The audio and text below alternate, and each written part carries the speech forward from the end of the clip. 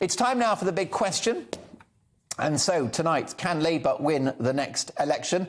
That is the conversation that we're going to have. Massive news, actually, for Labour, who are ahead of the Tories in the polls and may potentially enjoy a landslide in the May elections. They could potentially win 800 council seats. If that was replicated in a general election, it would make them the biggest party in Parliament. So, could Keir Starmer be our next Prime Minister? Can Labour win the next election? What do you think? Mark at gbnews.uk. Will you be voting for them? Delighted to welcome Peter Edwards, former editor of Labour List, and Paul Connew, political commentator and former editor of the Sunday Mirror. Also delighted to welcome, I believe, live from the United States, Douglas Carswell, former Conservative MP and one of the founding fathers of Brexit. Let me start with you, Paul Connew. Welcome to the show and great to see you again. Do you think Labour can win the next election? Yes. And why would that be? Will they? It's a different question. Yeah. And the question is, if there was an election tomorrow, would Labour win? On the polls at the moment, it would indicate yes, and it would indicate that Boris Johnson would be among those losing their seats. But the local elections and the general election are different fish. So, and it's also a couple of years to go, unless there's an early election, but I think that's less likely now. I think Partygate and the cost of living crisis probably means that Boris Johnson won't be heading to the polls any earlier than he has to. Well, of course, I'm sure the Prime Minister will fulfil the duration of that term, perhaps not by choice, but in order to get through the pandemic and hope that the economy recovers to a certain degree. You've, of course, been covering Labour politics for decades, Paul. You are the former editor of the Labour-supporting Sunday Mirror newspaper. What do you think Keir Starmer needs to do to get it across the line at the next election? Well, Keir Starmer's ratings are better than Boris Johnson's, but perhaps not as good as they should be, given that this is a Prime Minister in serious trouble. And, of course, it's anyone's guess whether Boris Johnson survives to lead the Conservatives into the next election anyway. And the next week is going to be an interesting week. And I think if there are more fines for him, and if the May elections are a disaster, then his premiership might not last much beyond the summer. Yeah, well, of course, that is the great imponderable, isn't it? But assuming, Peter Edwards, that Boris Johnson clings on, which I suspect he will, do you think that Keir Starmer can see off Boris Johnson in a national poll? Good evening. Happy Easter. Yes, I think Keir Starmer can, but I do agree there's a real risk about reading too much into local authority election results. We've got those council elections coming up in May. Let's look at the national polls. I actually did a little bit of research this evening. Labour's been ahead in pretty much every poll this calendar year since January the 1st, but by around 5 or 10 percentage points. Yet, when Tony Blair, in a different area, in the 12 months before he won the 97 election, he was 10 to 20 points ahead. In some cases, 30 points ahead. So it's great Labour's ahead, and I think Boris Johnson has been politically discredited to a politically fatal extent by Partygate, but Labour does have a lot more to do, and I think it's really got to, having reshuffled the shadow cabinet, now introduce some of these other bigger hitters to the country again, because ultimately politics is a team sport. We've had a lot of focus on lockdown and Partygate on two party leaders, but Labour needs to kind of introduce its shadow cabinet to the whole country and then use that as a basis, as a pitch to the general electorate. Yes, of course, now joining us live from the United States, Douglas Carswell, former Conservative MP, also the only and first UKIP Member of Parliament as well, one of the people responsible for that successful Brexit result. Well, actually, we just lost Douglas for that nanosecond. We'll get Douglas back very shortly. Paul, to what extent do you think the so-called culture wars will influence the outcome of the next election? Because many people watching this programme would argue that Keir Starmer is on the wrong side of those culture wars by not being able to define what a woman is and other woke issues that really bother many Labour voters. They will be a feature, but not as heavy as some pundits would actually have you believe. Fundamentally, it's going to be about two essential factors: the cost of living and the leadership of the Conservative Party, whether it's Boris Johnson still there, in which case the Partygate trust factor comes into play, or it's a new Conservative leader trying to establish themselves. Personally, I find it astonishing that the Conservative Party are arguing, or some of them are arguing, that Ukraine means that there cannot be the unseating of the Prime Minister. You need all the more, on the international stage at the moment, a credible leader. And the idea that the Conservative Party can't produce an alternative leader to Boris Johnson, I find amazing. And I can't believe that the likes of Tom Tugendhat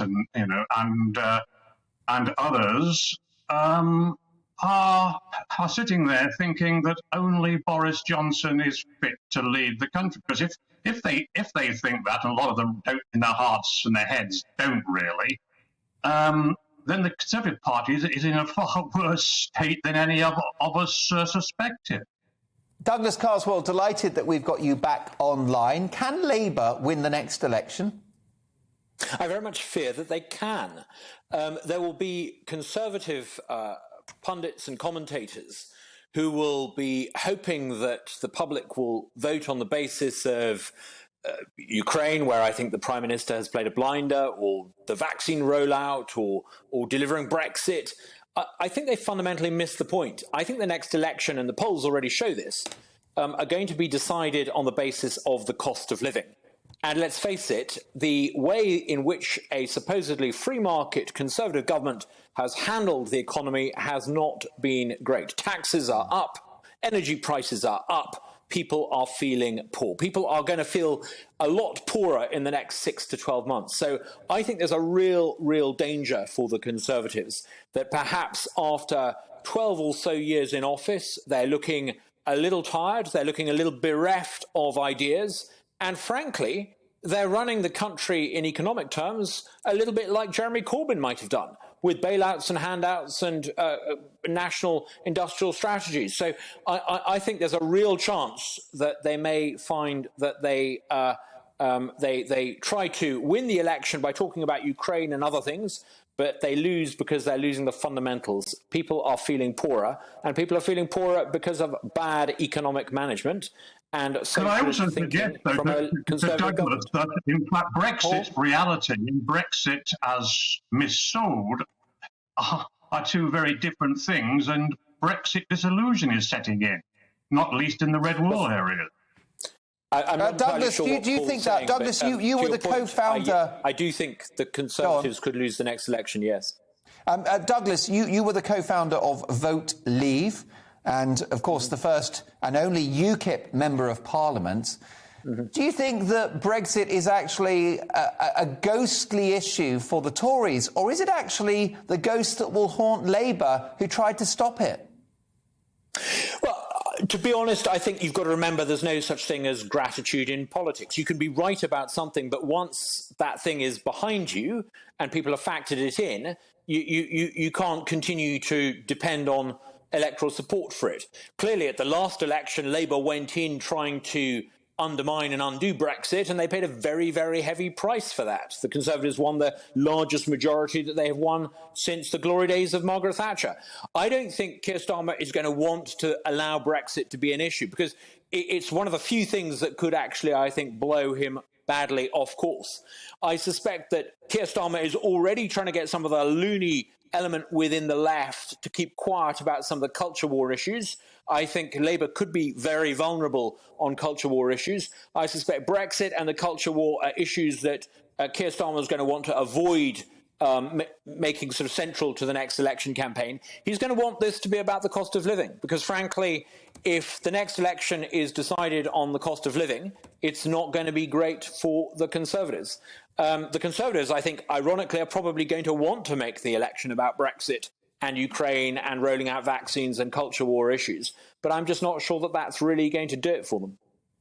Well, Peter Edwards, many viewers to this programme are former Labour voters who have told me via email that they will never forgive Labour for trying to reverse the Brexit vote. Do you think that Keir Starmer will be haunted by the ghost of Brexit at the next election?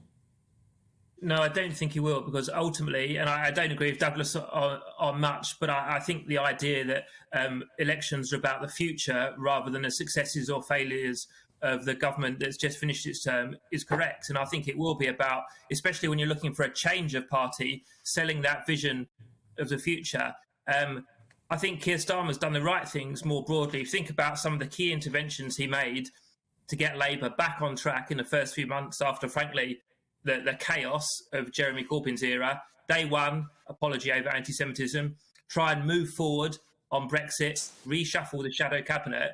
And he's actually, I think, acted in the national interest on elements of COVID and the big debate around Ukraine, where we're all equally horrified in the West about what we're seeing unfold. So I think Keir Starmer's brought the Labour Party back to the table. It looks serious again, but to my mind, it's right not to get bogged down in a debate on Brexit because it has happened. The next election will be about cost of living. Inflation is raging. It could go higher. We fear up to 10% perhaps. Brexit is a contributory factor. Do you talk about the politics of that? Very, very difficult to toxic, as you mentioned, or do you talk about the economics of that, which is if you feel poorer, you won't vote for the government, full stop. Douglas Carswell, will the government's decision to process unlawful migration into the UK via Rwanda be a plus point for the Tories or a negative? If they can make it work, it certainly will be a plus point. But I think there are huge complexities involved. I happen to know that part of the world quite well, and if they can get it to work, great. But there's a big question mark about how they're actually going to make it work. I don't think the government is going to lose any votes for trying to do something. Clearly, migration needs to be brought under control, and I think looking at creative solutions would be welcome. I imagine Labour would be pretty cautious about coming out very strongly against this if it looks like it might work. Remember what happened in Australia when the Conservatives looked like they were under pressure, or the Liberal Party, as they're called in Australia, were under pressure. They fought several elections by saying stop the boats. I think if the Conservatives came out strongly in a campaign saying they were going to stop the boats, and Labour opposed that and opposed the Rwanda approach, I think it would harm the Labour Party. But look, the fundamental issue that this election is going to be decided on is the standard of living.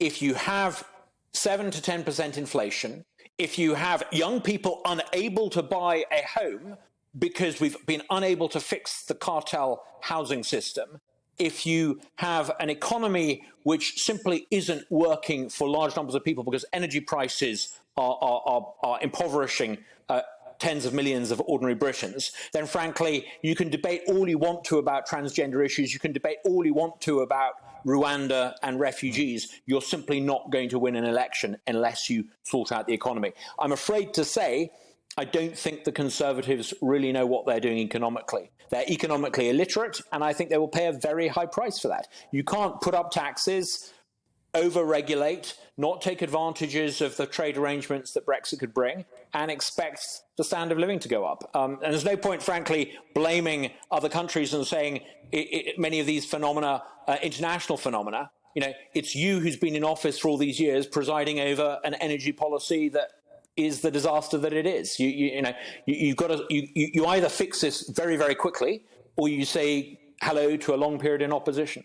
Although I wonder if all three of you are underestimating the colossal staying power and stubborn popularity of Boris Johnson. Peter Edwards, can I briefly talk to you about the decision to process unlawful migration via the English Channel and actually send illegal immigrants to Rwanda? I know it's a policy that's gone down like a lead balloon within the leadership of the Labour Party. But according to a new poll by Savanta, 39% of Labour voters support this move. well, 39% isn't that many. I've travelled to Rwanda. I was lucky enough to go there. I love the country, but it's a country that still faces enormous hardship and division and lacks infrastructure. I'm incredibly fearful about what's happening. And although as a churchgoer, I don't at all want to bring the church into politics as you do in America, but I do note what the Archbishop of Canterbury said today about how this was unconscionable and essentially a moral failure on part of the government. I think there's a moral issue, and I also think there's a competence issue. Well, let's have a look at that. My brilliant colleague Tom Pollard has managed to source a screen grab of that poll. Let's take a look at it again. So the Rwanda deal is supported by 47%. That's almost half of the population of voters. Opposed only by 26%. Labour voters support is at 39%. That's a colossal number of Labour voters, many of whom will be watching this show, Peter Edwards, who you've just dismissed. I haven't dismissed them at all. You said it's not many people. Party, even if I don't always agree with them. The poll is very surprising, I'll give you that. It's not what we would have expected, and I think that's probably why it's going to be a news story. But let me just say, this terrible immigration policy has not begun. And I think, as with a lot of things the government's announced, when the detail of it, when the incompetence of it, and ultimately the cruelty of it is laid bare, I think the public view is going to settle to a very different set of figures. And I'd love to look at that poll again. Contrarian Mark, I suspect that actually if the policy is made to work and it can be distilled down to a simple campaign slogan of stop the boats, and Labour comes out against it, I suspect it's one of the few things that will guarantee Boris Johnson another majority. Paul Connew, closing thoughts. I'm not surprised by that poll at all, although I agree with the Archbishop. But I think this plan was very much rushed out. You know, the announcement was rushed out. It's half-baked at the moment. It's facing huge challenges both in Parliament and in the courts, domestically and internationally. And if it doesn't work, and I think the odds are that it won't work, then it'll boomerang. So I think to count on it is folly. And I think the public, many of them, can actually see this was another diversionary tactic to divert the focus from Partygate and the cost of living crisis. And I think that Boris Johnson shouldn't rely on this one, because people will see through it, unless it works spectacularly well, and I don't see that happening. Welcome to the GB News YouTube channel. You can watch us live 24 hours a day, catch up on your favourite shows, and join in the conversation in the comments below. Don't forget to subscribe and you'll never miss any of our exclusive content.